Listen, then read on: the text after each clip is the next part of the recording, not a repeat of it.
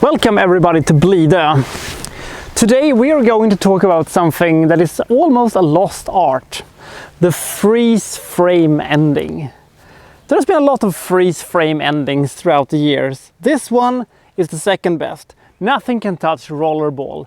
But when it comes to freeze frame endings, it can be dramatic as hell.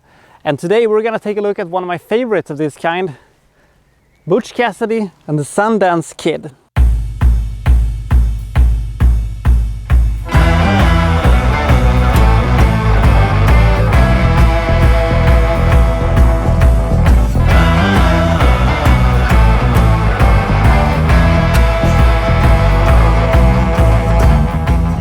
Butch Cassidy and the Sundance Kids and their hole-in-the-wall gang are pulling off train robberies. But they're being pursued by a posse that simply won't quit. And they have a plan to go to Bolivia, the paradise for all bank robbers, and maybe try bank robbing there and, settle down and, just rob some more banks. This is not exactly a true story western.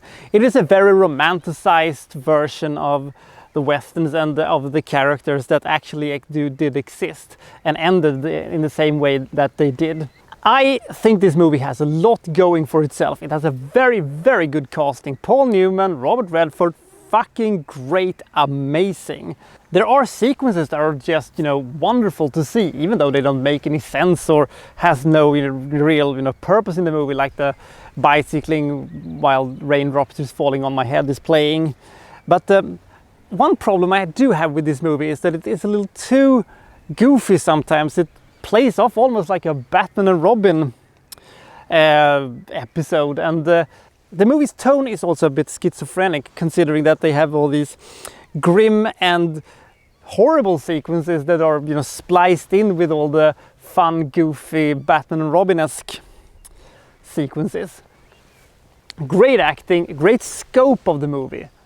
Very good music. I like westerns a lot, but I more like the hard-hitting, grimmer westerns, like for instance High Plains Drifters or The Wild Bunch. I have never been a huge fan of any of the Gary Cooper or Ray James Stewart or your John Wayne westerns. I like those that I mentioned and the Sergio Leone movies better than anybody else. But it tries something new.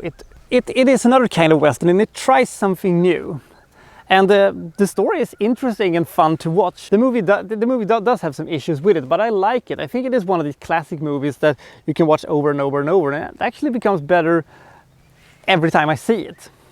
Butch Cassidy and the Sundance Kid is one of these classic late 1960s movies that everybody has seen or at least knows about. And if you haven't seen it, I would definitely give it a watch, even if you don't necessarily like westerns, because it does have great romance. It has a great chemistry between our two main leads, and it does march to its own drum. Great cinematography, and in the end